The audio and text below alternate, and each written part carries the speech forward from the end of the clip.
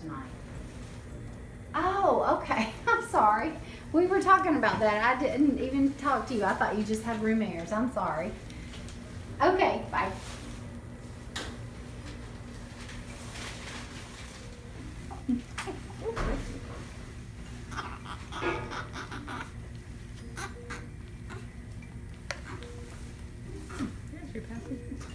Yeah, I was looking for that too.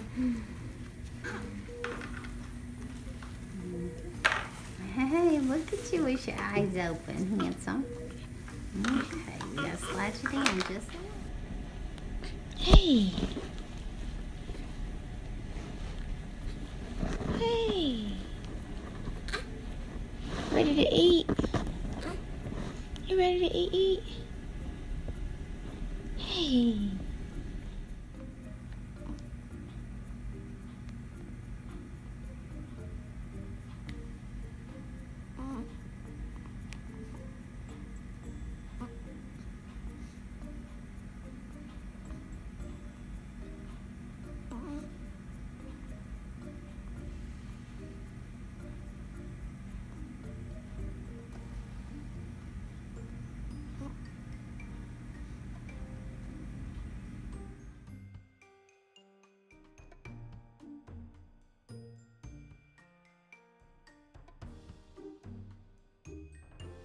Hold on, babe. Go ahead.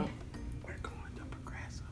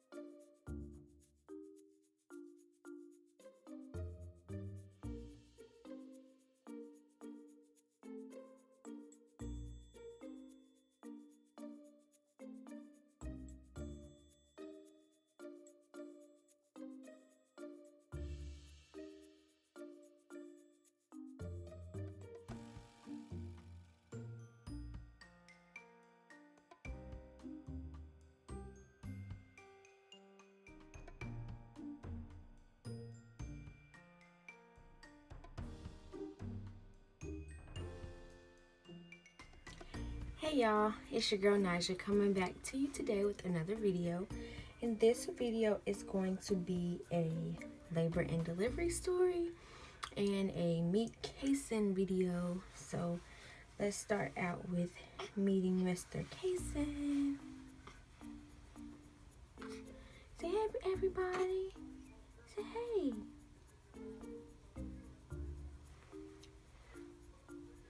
At about 34 weeks. And he was 4 pounds and 4 ounces when he was born. He was born December 1st. I was actually admitted to the hospital November 30th because I was having contractions and he was having little heart rate drops while I was at my non-stress test on the 30th at my doctor's office. And so they just decided to check me in just to make sure that he was doing all right. And while I was there, they did check my cervix to make sure I wasn't dilating, and I was dilating. So I had been sitting at about 1 or 2 centimeters for a month. And then when I was at the hospital, they checked my cervix, and I was about 3 centimeters dilated. So that was, if my cervix would have not dilated anymore at that point, they would have kept me in the hospital anyway, just to make sure that it doesn't dilate even more. But since it started to dilate even more, every time they checked me, it was a little bit more, they just kept me in the hospital, and I took 2 medications to try to stop the labor, which was a oral medication, and then the other one was a shot. And they gave those to me within like an hour of each other, and none of it worked. So now we have cases. The same like with my labor and delivery story with Nala, I did not feel any contractions. Like I was having contractions every 2 to 3 minutes, or every 4 to 5 minutes. Like sometimes they would be really close, and sometimes they would be far apart from each other. So it was really weird. Right? Y'all, did y'all hear that? Oh my God. So like I was saying, yeah, they were so close together that I wasn't feeling them, and they were kind of concerned about that. But I can say once she went in there and she broke my water, once I got to 10 centimeters, because I dilated to 10 centimeters really quick, like pretty much overnight. The next morning I was already at 10 centimeters, and she came in to break my water, and I'll say within an hour I was ready to push. Like she probably broke my water around 12:30, and I had him at 1:40. So and I probably would have had him earlier, but we were waiting for her to come back in because she didn't think that he would be coming so soon. She went out to go check another patient, and his head was already, you know, at the opening when she came. So it's crazy because I kept telling Kevin that week of the 30th that I felt like he was coming by the end of the week, and I actually went ahead and put my diaper bag and hospital bag in my car. And he really looked at me, he was like, "Are you really gonna put these in your car already?" And I'm like, yeah, because the pressure that I felt, like it wasn't painful, but it was just so uncomfortable. Like it literally felt like he was just sitting on my hips, like my pelvic bone, my hips, everything just felt like weight. Like every time I would stand up, it would be so difficult for me to just walk. Like, and even when I would go to my appointments, they would always ask me, you know, "Are you okay? Are you sure you're okay?" I'm like, no, I feel like this 4-pound baby is sitting on my pelvic area. And they were like, "Oh, well, that's normal, and I'm like, okay, it's normal, whatever. But he coming this week. So I had already kind of prepared myself for him to come.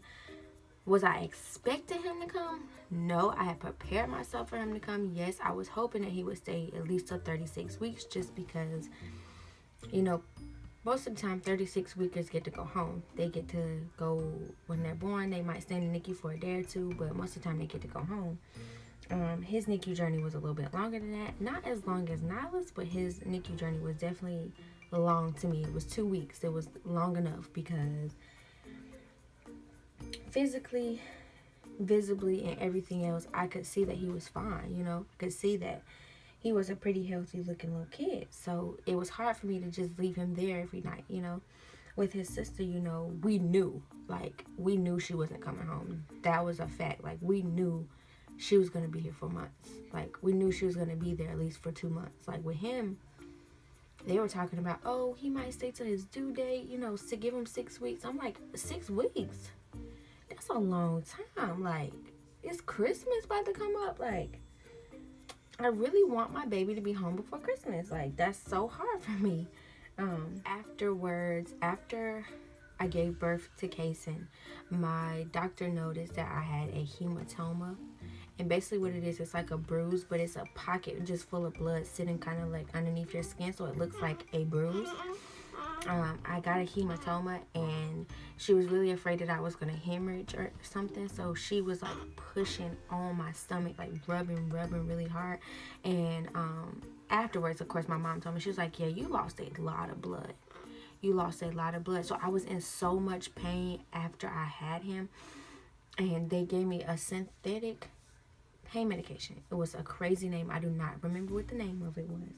But when I tell y'all, I could not be a drug addict, okay? I can't. Because the way that medication made me feel, like, I literally, not that I was on a cloud. No, not a cloud. I literally felt like I could not control nothing on my body. Like, I was just uncontrollably shaking, and I was just talking crazy. Like, I could literally be talking to someone like this, having a full live conversation, and the next minute I'm like, sleep, okay? Like, never, okay? And so the next night, a nurse came. I told her I was in pain, and they were giving me Motrin or ibuprofen, and it really wasn't helping. So I asked them for another pain medication. And when that lady came up to me, like, y'all, I could not take her serious when she said this, but like, I really, like, I knew people took this, but I always see it as like a street drug, which is not a street drug. It's a prescription medication. She came to give me a Percocet, and I was like, a Percocet? Like, only thing that was playing in my head was Molly Percocet. Hey, and I was like, no, I don't want that. I'm good. I'm just being pain because I don't even want it, because the other stuff the other day, I'm good. I don't want nothing crazy. I don't want nothing like that. Just give me my Motrin, okay? I don't want none of that crazy stuff, because your girl ain't gonna be able to take it. Like, It was just so funny. I was like, no.